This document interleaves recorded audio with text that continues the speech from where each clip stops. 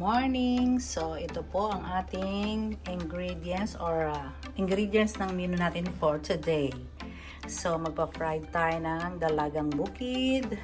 Magsisinigang po tayo ng hipon. Siyempre, ito mga sangkap. At ang all-time favorite na ginisang ampalaya with tokwa and eggs. So, see you later, mga suki bells!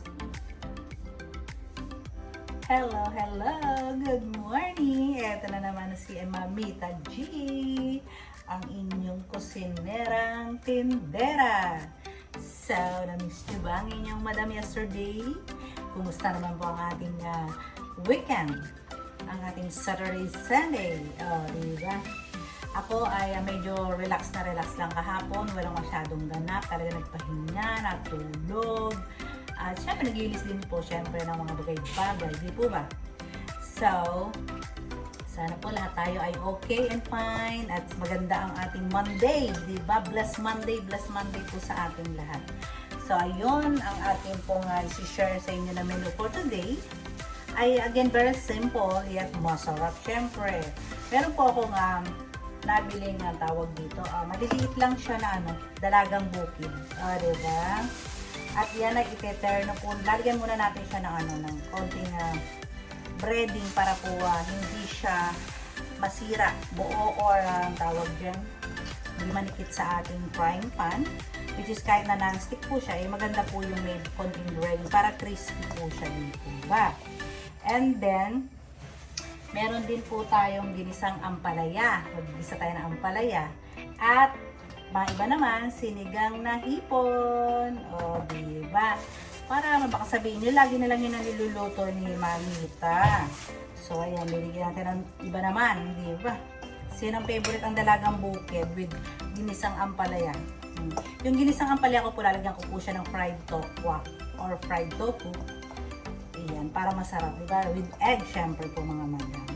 So, ayun, hindi ko na kayo muna isasama sa aking paggalamutak dito sa aking prito. Balikan ko po kayo, pinapakuluan ko na po yung sabaw ng sinigang. Lagyan natin ng kamatis at sibuyas later pag hindi na yung kanyang kulo. So, see you later! I'm back! Madali lang yung mga lulutuin ko ngayon, diba? So, relax lang inyong tindera para mag-Monday natin ay masaya, diba? So, ayan, kumukulo na yung kamatis, sibuyas para sa ating sinigang na hipon. Lagyan na natin yung sili para masarap. Sili, yan. Siyempre, ang hipon po ay isang kulo, dalawang kulo lang, okay na po yan, diba? So, unahin natin ilagay yung July. Diba? July ang unahin natin.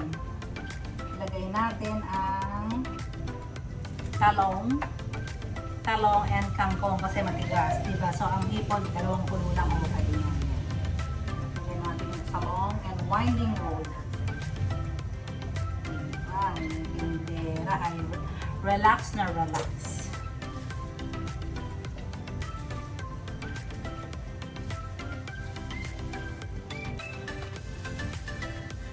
Isang kulo lang, okay yan.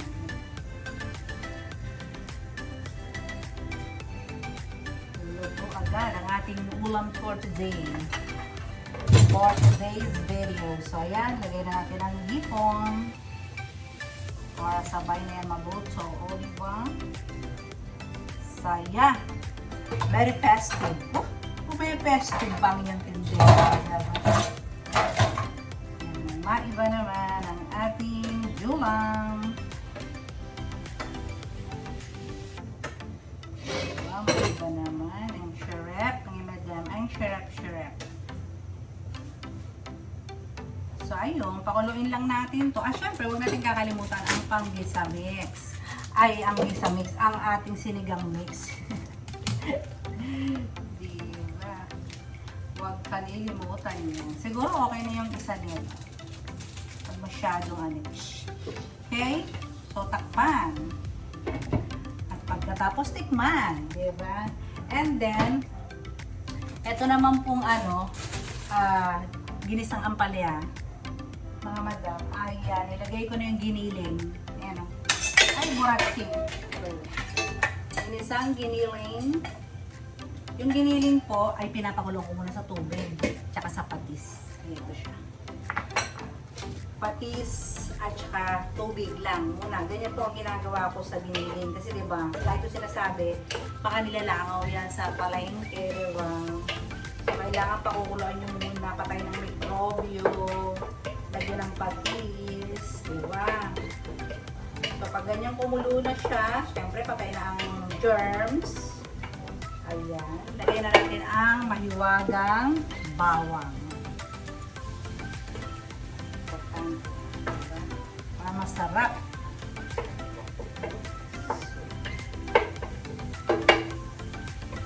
Siyempre, kailangan ito yung maigi ang bawang. Kanina nga po pala, pinrito ko na yung tokwa. Diba? Habang naghihiwa tayo ng ibang ingredients, siyempre, pinrito ko na po siya para sunod-sunod ang ating pagluluto. O, diba? So, balikan ko kayo mamaya again. I'm back! So, ayan. Luto na po yung kamatis, sibuyas, at saka bawang. At giniling na natin itong ating ginisang ampalaya. Matik na masunod yung sangka. Sobrang busy ng tinder. Ayan. Yan, pakuluan lang muna natin siya ng isang kuluyan. Then, lalagay na natin yung egg. Diba? Ito din ay napaka-simple lang naman ang ginisang ampalaya. Pero kasi yung iba daw, ang pait. Pero promise, ang aking ampalaya ay walang pait. Maski tanongin nyo yung suki ko, charot.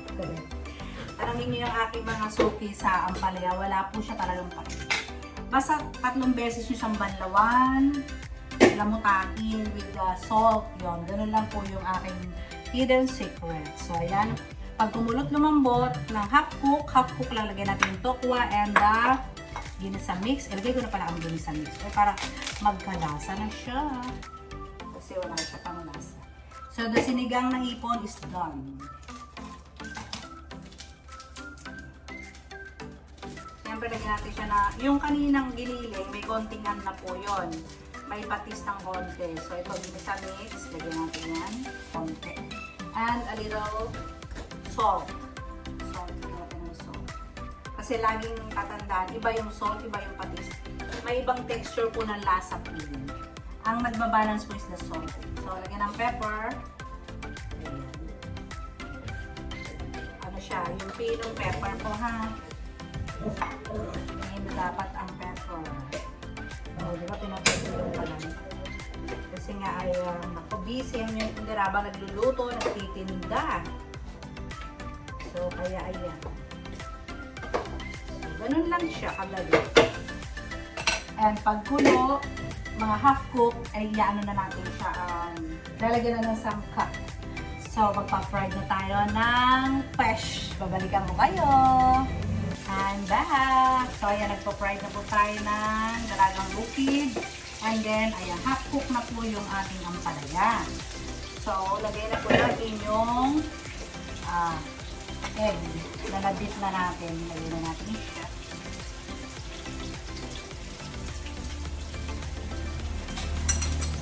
2 kilos po itong aking ampalaya. Ayan, 2 kilo. Nilagyan ko siya ng 5 itlog.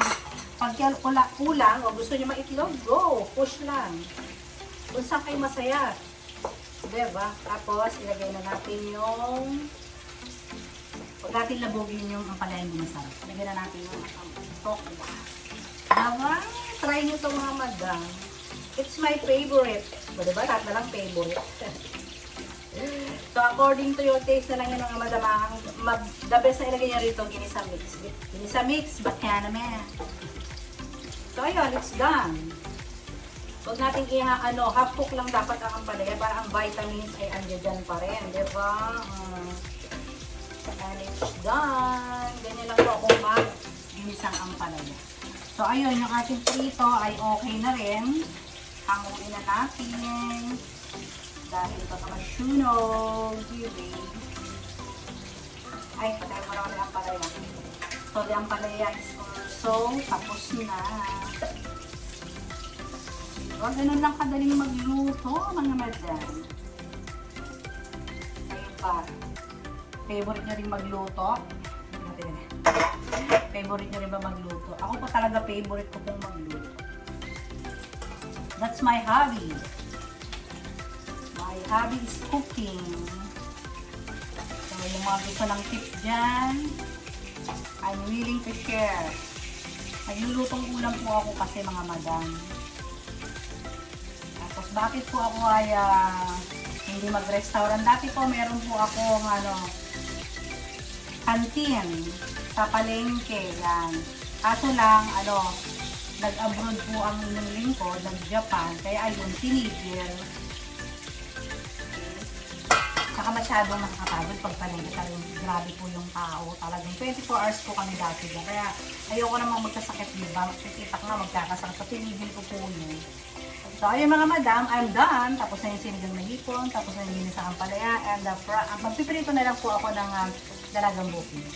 So, that's all for today, mga madam. It's a bye-bye time again. So, I hope nagustuhan niyo yung aking mga menu for today na sinigang na hipon, ginisang palaya dokwa, and fried dalagang bukin. So again, maraming salamat pa likes naman, subscribe naman po tayo mga madam, and please comment down below. So stay healthy always, and God bless us all. Bye-bye! Taob na naman ang tinda. Good luck na naman sa aming hapunan. Walay na naman. Thank you, Lord.